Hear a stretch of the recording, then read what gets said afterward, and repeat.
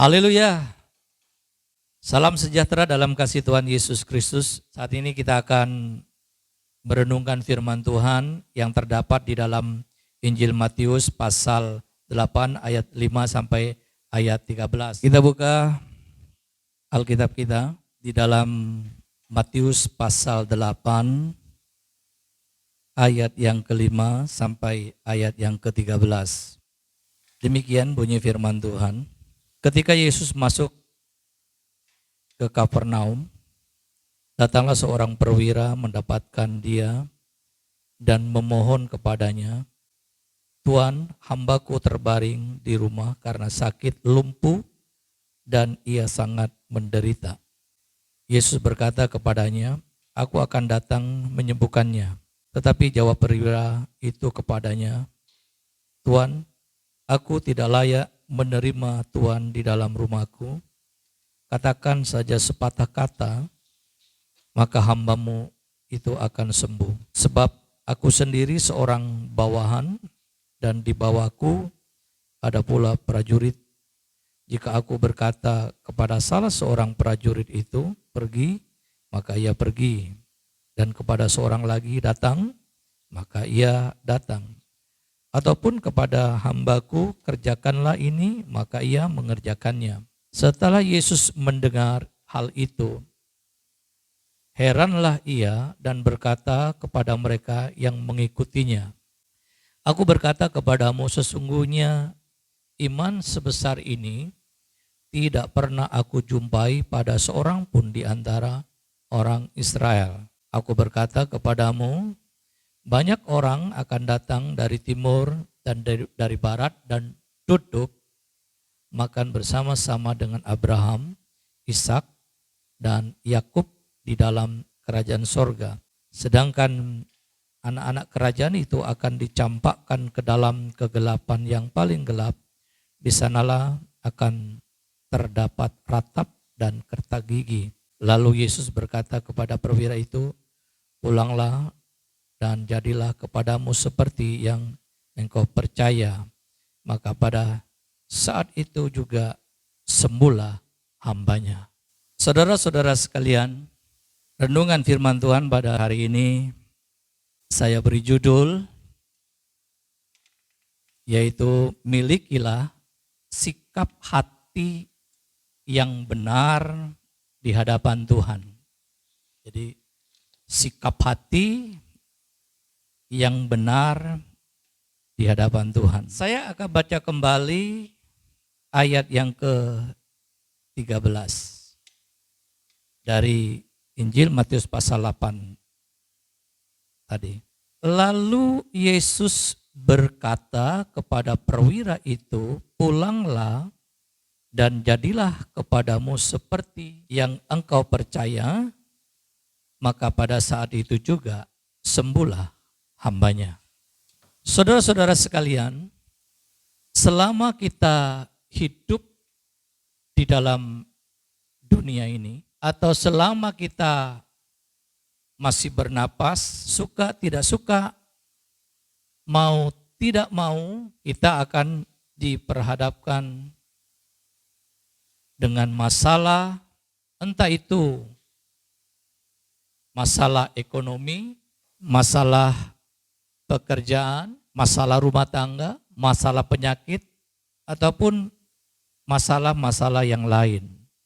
Dan masalah itu tanpa kita undang, tanpa kita panggil, dia pasti datang, dan tidak ada satupun manusia yang ada di muka bumi ini yang hidup tanpa masalah.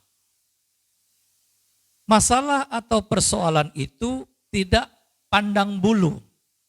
Yang dimaksud dengan tidak pandang bulu itu, entah itu orang kaya atau orang miskin, entah itu orang tua atau anak-anak, entah itu orang yang punya jabatan atau tidak punya jabatan, entah orang itu punya kekuasaan atau tidak punya kekuasaan, Entah orang itu yang tinggal di kota atau yang tinggal nun jauh di sana di desa, semua akan menghadapi masalah. Dan masalahnya itu berbeda-beda. Ada orang yang mampu menghadapi masalah, tetapi tidak sedikit juga ada banyak orang yang tidak mampu menghadapi masalah. Bahkan putus asa, frustasi, stres, dan lain sebagainya. Ada orang yang mengandalkan Tuhan ketika masalah itu datang. Ketika persoalan itu datang. Ketika penyakit itu datang. Tetapi ada pula orang yang menghadapi masalah, menghadapi persoalan itu, dia mengandalkan kekuatannya, dia mengandalkan kemampuannya, dia mengandalkan kehebatannya, atau dia mengandalkan apa yang ada pada dirinya sendiri. Nah, yang ini sangat berbahaya. Karena di dalam Yeremia pasal 17 ayat yang kelima berbunyi sebagai berikut. Terkutuklah orang yang mengandalkan kekuatannya sendiri dan yang hatinya menjauh daripada Tuhan. Jadi di dalam ayat 5 dari Yeremia pasal 17 ini ada kata terkutuk. Bila mana kita menghadapi masalah, bila mana kita menghadapi persoalan yang terjadi dalam hidup ini, kita mengandalkan kekuatan manusia, kita mengandalkan orang lain, kita mengandalkan apa yang kita punya, kita mengandalkan harta yang kita miliki. Alkitab berkata terkutuk. Dan tentunya pada hari ini kita tidak mau dikatakan orang yang terkutuk. Atau kita tidak mau dikutuk oleh Tuhan karena masalah yang datang dalam hidup kita, karena persoalan yang datang dalam hidup kita, karena penyakit yang datang dalam hidup kita mengandalkan kemampuan dan kekuatan diri kita sendiri. Ayat yang kita baca tadi di dalam Matius pasal 8 ayat 5 sampai ayat 13, yaitu berbicara tentang kisah seorang perwira yang sedang menghadapi masalah, yang sedang menghadapi persoalan. Masalah dan persoalan yang dihadapi bukan masalah persoalan dirinya sendiri, tetapi masalah yang dihadapi adalah masalah hambanya. Tetapi kita melihat seorang perwira ini yang peduli dan sangat peduli terhadap hambanya. Kebanyakan orang nggak mau tahu dengan hambanya, atau boleh dikatakan dengan pembantunya, lu sakit, bodo amat. Yang penting gua sehat. Lu mau kena corona kek, mau apa, bodo amat. Yang penting gua sehat. Tetapi lain dengan perwira ini.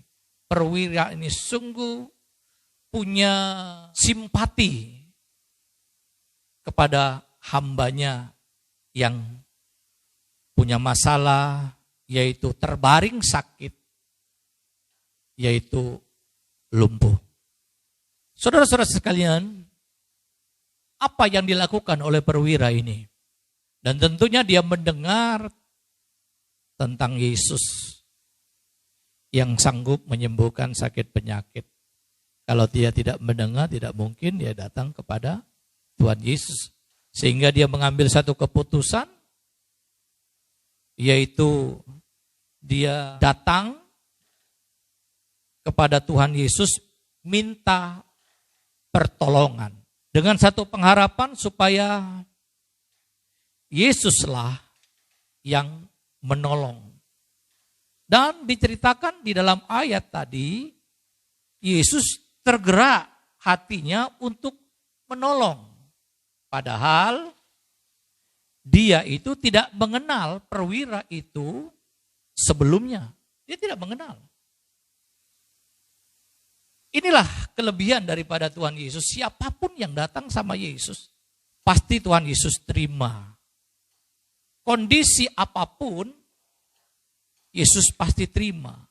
Latar belakang apapun, Yesus pasti terima. Yesus tidak pernah menolak siapapun yang datang kepadanya, sekalipun dia tidak kenal Yesus. Nah, akhir daripada cerita ini, si hamba perwira ini mengalami kesembuhan dari Tuhan. Lewat cerita ini, ada 3 hal penting yang dimiliki perwira itu sehingga Yesus memperhatikan dan menjawab permohonannya. Pertama, seorang perwira ini, ia memiliki kasih dan tanggung jawab terhadap hambanya yang sakit itu. Dia sangat bertanggung jawab. Dia adalah pribadi yang bertanggung jawab. Dia pribadi yang penuh dengan belas kasihan. Kemudian yang kedua, perwira ini memiliki kerendahan hati. Terbukti ketika Yesus hendak datang ke rumahnya untuk menolong, bahkan untuk menyembuhkan hambanya, ia berkata di dalam Matius pasal 8 ayat 8a dikatakan, Tuhan, aku tidak layak menerima Tuhan di dalam rumahku. Tuhan sangat mengasihi dan senang dengan orang yang rendah hati. Tetapi sebaliknya Tuhan benci kepada orang yang sombong, kepada orang yang congkak. Jadi yang pertama, dia memiliki kasih dan tanggung jawab. Kemudian yang kedua, dia memiliki kerendahan hati yang luar biasa. Kemudian yang ketiga, seorang perwira ini memiliki iman yang luar biasa. Perwira itu mengatakan bahwa Tuhan tidak perlu datang ke rumahnya.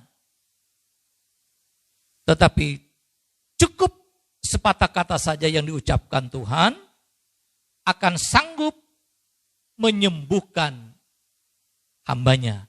Di dalam Matius pasal 8 ayat 8b, katakan saja sepatah kata, maka hambaku itu akan sembuh. Saudara-saudara sekalian, selama kita memiliki hati yang tidak benar dan belum memiliki iman yang cukup kepada Tuhan, jangan harap apa yang kita doakan didengar oleh Tuhan, apalagi dijawabnya. Jadi kalau ingin doa kita dijawab oleh Tuhan, kalau ingin Tuhan itu berbelas kasihan dalam hidup kita, maka kita harus memiliki hati seperti perwira tadi. Saya pastikan apa yang kita doakan, saya pastikan pasti dijawab oleh Tuhan. Saya pastikan setiap masalah, setiap persoalan yang datang dalam hidup kita, Tuhan memberikan jalan keluar. Dan Tuhan turut bekerja sama, dan Tuhan turut merasakan apa yang kita rasakan. Karena Dia adalah Allah yang peduli dalam hidup kita. Oleh sebab itu, mari milikilah ketiga hal tadi, supaya kita keluar dari masalah, keluar dari persoalan, dan kita alami kesembuhan di dalam Tuhan. Ketika kita menghadapi sakit penyakit, percayalah bahwa bagi Tuhan tidak ada perkara yang mustahil. Dia sanggup melakukan segala perkara dalam hidup ini. Percayalah, kalau kita memiliki sikap hati yang benar di hadapan Tuhan, maka apa yang kita doakan, apa yang kita minta kepada Tuhan, bukan hanya didengar, tetapi dijawab oleh Tuhan.